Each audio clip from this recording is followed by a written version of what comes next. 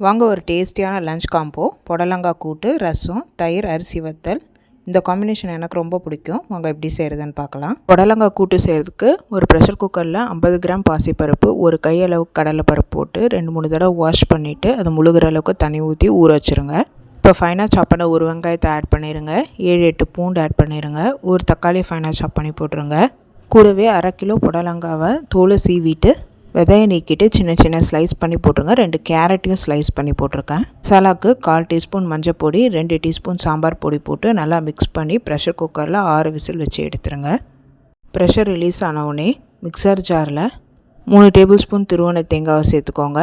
1/2 teaspoon ஜீரகம், 1/2 teaspoon சோம்பு சேர்த்து நல்லா மைய அரைச்சிக்கோங்க. தண்ணி சேர்த்து இப்போ அரைச்ச தேங்காய் விழுதை நம்ம ப்ரெஷர் ரிலீஸ் ஆகிருக்க காயோடு சேர்த்து நல்லா மிக்ஸ் பண்ணி கொதிக்க விடுங்க.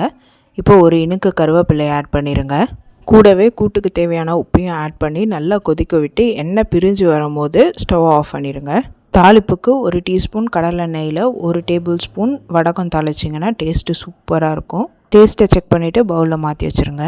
5 நிமிஷத்தில் டக்குன்னு ஒரு ரசம் எப்படி செய்யறதுன்னு பார்க்கலாம். மிக்சர் ஜாரில் 1.5 இன்ச் புளி எடுத்துக்கோங்க. அது கூடவே ரஃபாக சாப் பண்ண ஒரு தக்காளியை ஆட் பண்ணுங்கள். 4 பூண்டு தோலோட, ஒரு இனுக்கு கருவேப்பிலை, 1/4 டீஸ்பூன் மஞ்சள் பொடி, 1 டீஸ்பூன் ஜீரகம், 1 டீஸ்பூன் மிளகு, ஒரு 8 வெந்தயத்தை சேர்த்து தண்ணி சேர்த்து நல்லா மைய அரைச்சிக்கோங்க.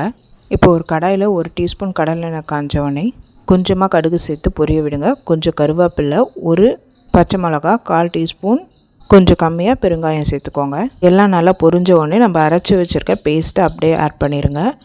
1 நிமிஷத்துக்கு குக் பண்ணுங்கள். எண்ணெய் பிரிஞ்சு வரும். இப்போ மிக்சியை கழுவி அந்த தண்ணி அதில் ஆட் பண்ணிக்கோங்க. தேவையான அளவு உப்பு போட்டு ஒரு கொதி வந்துச்சுன்னா டேஸ்டியான ரசம் ரெடி.